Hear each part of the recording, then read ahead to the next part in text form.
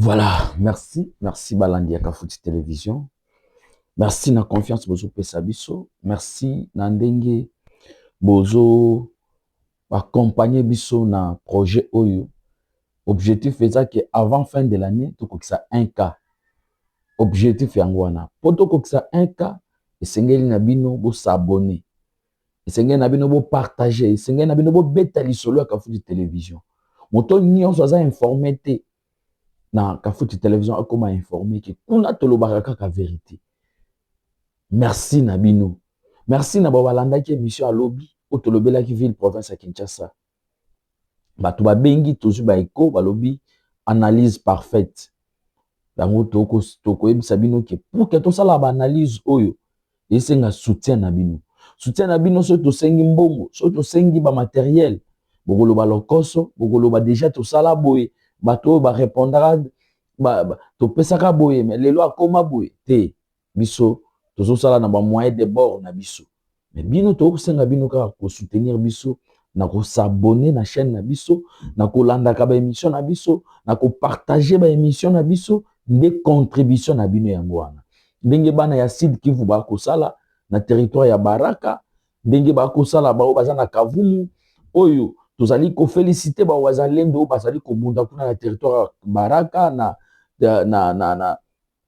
na parc ya Kauzi Biega ba makambo ba wazalendo ba ko sala otokaki ba FARDC ba FARDC bando zonga sima maintenant ba zuma comme na maboko ba ko kende liboso et lobby tokaki ba nongo non ba FARDC ba bombarder ba tumoko ya ba M23 mais bango baza na yebite toza na posa ba M23 ba limwa na Congo parce que tokenda bango na ba négociation moni chef de l'état la kisi bango que azali papa ya batu nyonso ezala ba voyou ezala miyibi c'est le chef de l'état le garant de la nation de azali chef comme bino bo bebisi boya bozaka bana mais ba ko sala net ko kaka bango nde kaka yango siko photo ke na bango na frappe siko photo la kisa bango ke biso toza oza république hein, bana ya Bukavu Sud Kivu bana ya Nord Kivu le chef de l'état vous avez dit que ne pensez pas que parce que boza kuna ke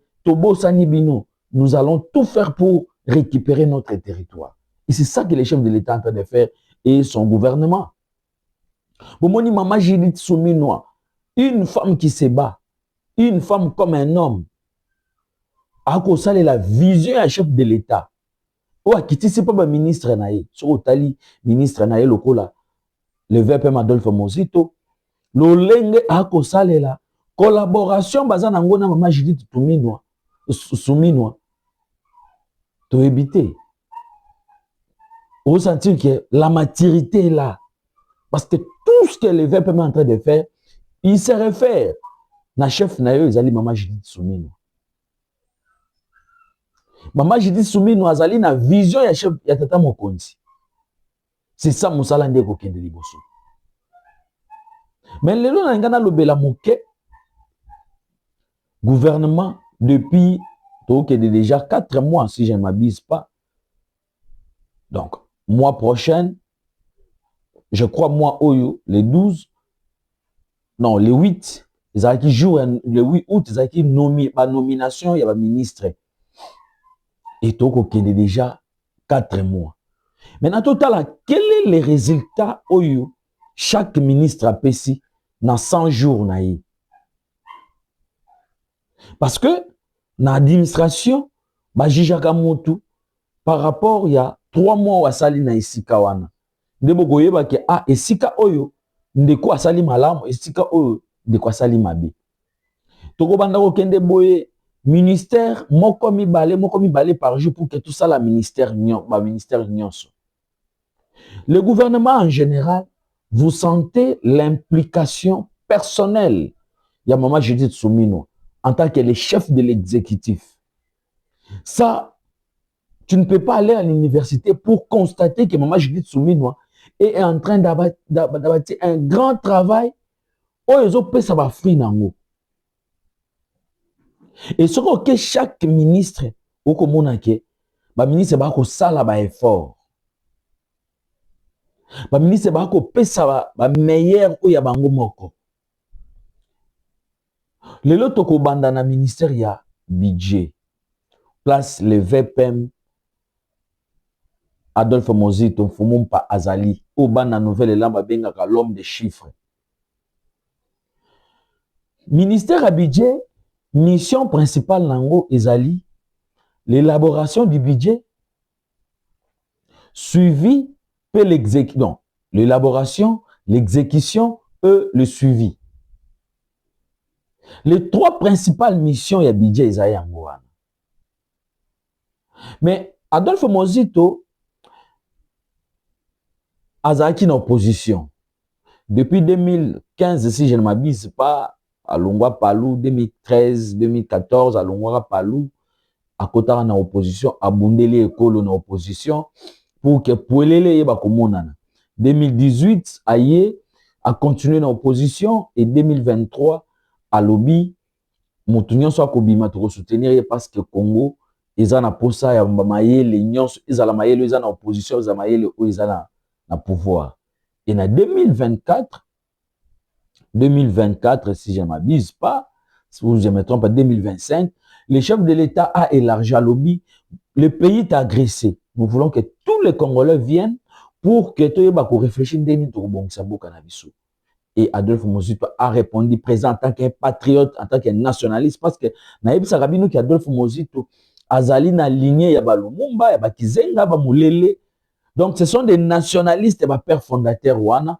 Yango Adolphe Mozito azana aligné na bango et biso bakibaka to koya na sima Adolphe Mozito ko landa parce qu'Adolphe Mozito a incarné vision ya Kizenga, vision ya Lumumba, vision Molele. Biso peut to vous allez ko incarner vision na pas Adolphe Mozito. Et attendi loboko na ye aya chef de l'État ya miye apesi vision na lobby chef de l'État na nyonso zali kusala. Et sengeli na biso tozala na mosolo. Et sengeli na biso tocha to diminuer moins corruption. Parce que corruption, bah, si ça remonte dans le monde, même à l'États-Unis, en France, il y a la corruption. On diminue seulement le taux de la corruption. Chef de l'État, bon, toko ça la boni, abinga soki na zu budget, ministère à budget, na komatisa budget na biso. Et ils ont une réforme toko tia discipline budgétaire. Oezake ba mbongo bando bimana ba procédure d'urgence ko bimaso souté et mbongo ne ko permettre yo tata mokonzi o réaliser vision na yo ba solé na mama Judith Sumino a ébissé les mêmes choses et papa nani le président de la République et maman premier ministre ba petit confiance par moi na mboka Adolphe Mozito et na 3 mois Adolphe Mozito a eu une période où il y avait l'élaboration du budget. Voici le budget 2024, 25 plutôt. Et il a fait que discipline budgétaire est là. Et vous montrez que T4, il n'y a pas trop d'agitation sur les paiements, sur Makamounion, parce qu'il y a discipline budgétaire. Sur le plan élaboration et budget, a élaboré le budget dans le service. Et à lobby, il faut atteindre 20 milliards. Et le budget doit atteindre 20 milliards. Et les ressources propres, les ressources courantes, tout ça a 12,3 milliards. Et c'est là qu'on existe dans le Congo. Les fonds propres. Et il a donné des pistes de solutions. Pour que tu atteindre chiffre. Parce que l'homme des chiffres. Donc, pour un chiffre, chiffre, ils ont pas naï. Donc, à pessi orientation, et les lots budget Zalina, parlement, où déjà présenté yango, budget parlement est adopté yango, maintenant parce que l'autorité budgétaire c'est le parlement. Donc, le gouvernement, l'exécutif peut faire, mais pour l'exécution, c'est le parlement qui est le responsable y a mon solo na mboka na biso. Et Adolphe Mozito a été discipline budgétaire, a élaboré budget lelo ezali na commission ya Ecofin travaux ezali ko continuer et toko zela ezonga na plénière pour que ba voter yango et que n'est pas chef de l'État a promulgué yango. Donc voilà le premier coup réussi ya Adolphe Mozito. Il y a élaboration ya budget.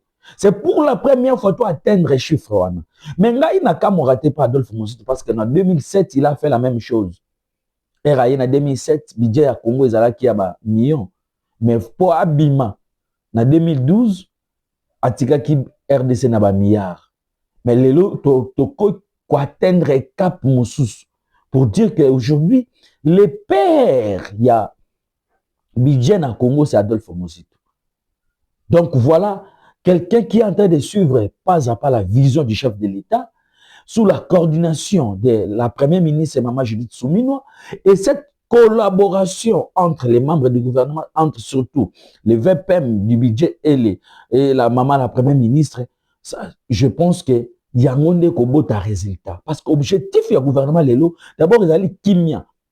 C'est pourquoi, même la répartition du budget, la fois passée, moi, mon solo, pour la sécurité, et ça, mon solo, consistant. Consistant. Moi, mon solo, pour l'infrastructure, ils allaient consistant. Ils ont permettre que RDC tout se relancer. Parce qu'aujourd'hui, la RDC, nous devons quitter la zone, il y a de turbulence autour de pour que bima na zone de turbulence, il faut longa bitumba. Il faut imposer kimia na Congo na biso. Il faut tozala na banzela. Banzela ya ba route nationale na ba dessert agricole faut tozala nango. Parce que mutazali na mo pompa ko sala bite kute kuna ya zu yango ayo teka ngo na kolezi. Mutu ya masima nimba kuna na bonga yasa na tumiki ya mbelo agosala nguba na ye atie na mutuka ayo koteka ngo na Kinshasa sans problème. C'est pour omoni que échange wana et que ça la kemboko na biso se développer. Mais pour que to koma wana, il faut to tonga banzela.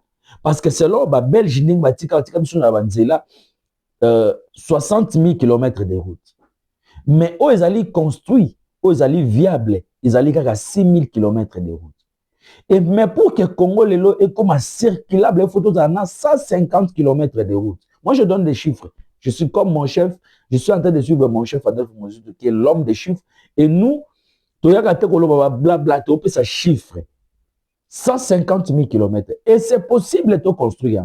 Nous devons nous fixer des objectifs. Dans 10 ans, il faut construire autant de kilomètres de route. Je prends par exemple, dans 10 ans, il faut construire 10 km, 30 km de route. Où est-ce que nous allons prendre cet argent? Aujourd'hui, nous avons le budget de 20 milliards. Nous avons les recettes courantes qui est de 12,3 milliards.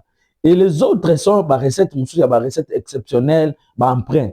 Mais notre PIB aujourd'hui est en croissance normale qui toque.